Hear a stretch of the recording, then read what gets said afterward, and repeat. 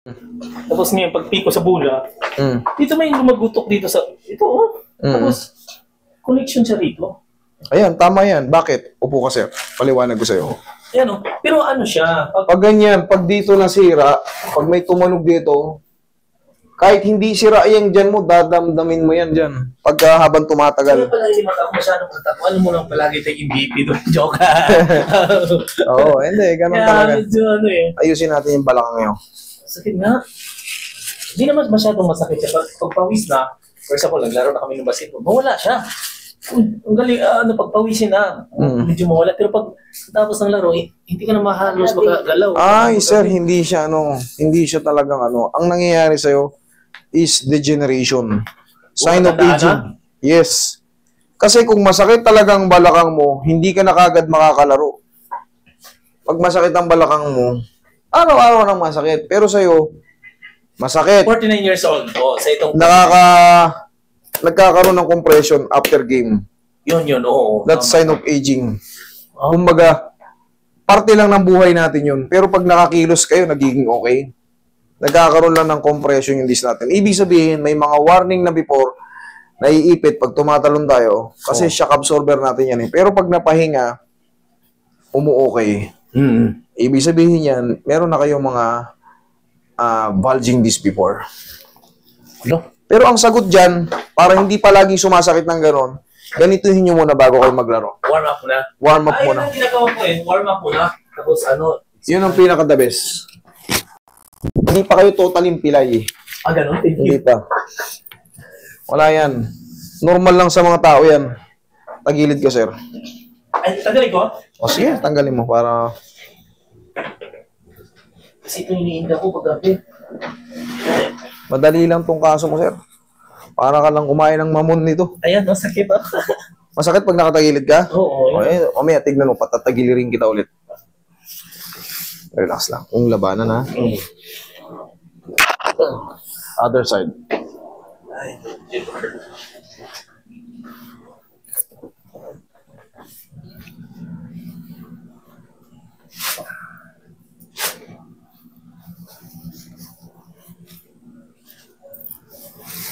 relax lang, lalabanan. One more. Shit. Jesus.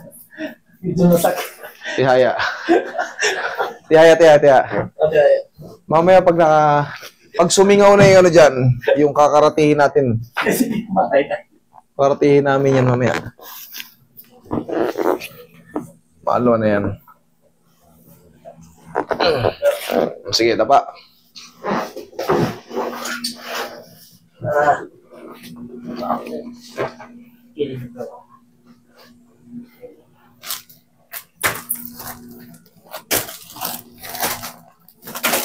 Pakita sa ano yan.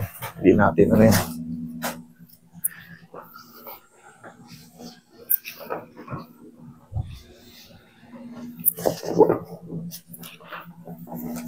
Relax lang.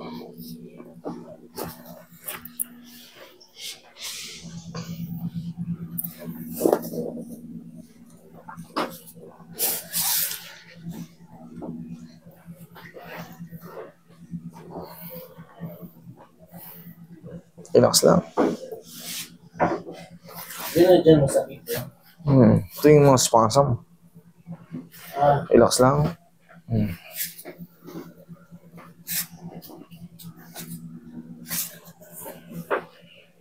Sa'yo.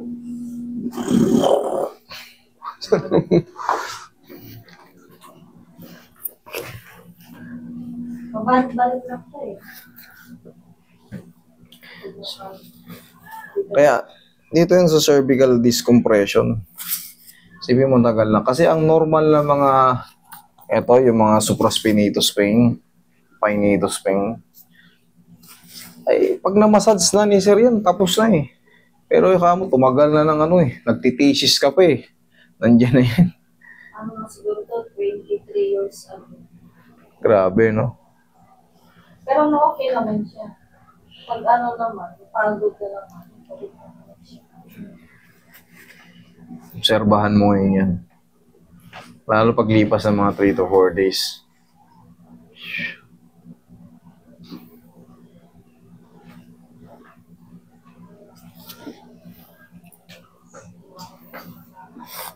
Ihaya kayo, sir.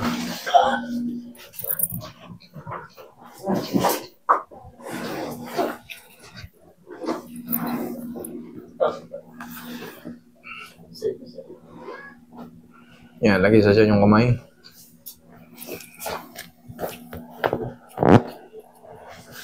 Relax lang. Inhale. Exhale. Ay. Diyan ka lang muna. Yan, unti-unti na yung balakang mo na yan. Sisingaw na yung pressure dyan. Tingnan mo, tumagilid ka. Kanina masakit yung ganyan eh. Oh. Oo. O ngayon. Wala na eh. Wala na. Kasalanan mo yan. Pumunta ka rito eh. Wala na. Sige, upo ka. Yung may mga na-adjust dyan, may mga, yan, isa yan sa mga key points. Kumbaga yan sa mga susi. Yung pag-clip ko kasi, Master, pag-clip ko ng gano'n ng bula, kasi pag ano ko gano'n, Tumunog. kasi, meron kasi dito nakatulak sa aking konti. So, hindi ako nakabalance pagbaba. May tumunog. Yun. Nung pagtunog, siyempre shoot mo na, isinishoot ko. Ito okay pa, hanggang natapos yung laro. Pagkatapos ng Pag nasa in-game ka pa, hindi pa ganong hindi yan kasi may tumatakbo pa yung tinatawag nating yung, ano bang tawag doon? Nakalimutan ko. Yung parang pag may sunog, kaya mo buhatin lahat. Pero pag tapos na ng sunog, pagbabalik sa'yo lahat mo pinagbubuhat mo, hindi mo na kaya. Kaya nga, nagtaka nga po, bakit ganito na? Noon hindi ko naman iniinda to. Akala mo, bata pa lang ako, naglaro na ako hanggang ngayon, 49 years old na lang. Look, ngayon ko lang naramdaman to. Sabi ko, hirap naman ito. Kaya, Wala na yun. Tanggal na yan. Sabi ko, punta kayo kay Master. Napanood namin. Kapag Madali makita nga. kasi namin ninihilot ko yun, ganyan din nga, kinasakit nyo sa likod, ganyan. Punta na tayo. Sabi ko kasi, madali lang yung kaso mo. Madali lang yan. Thank you, Thank you rin sa pagtitiwala, sir, ma'am.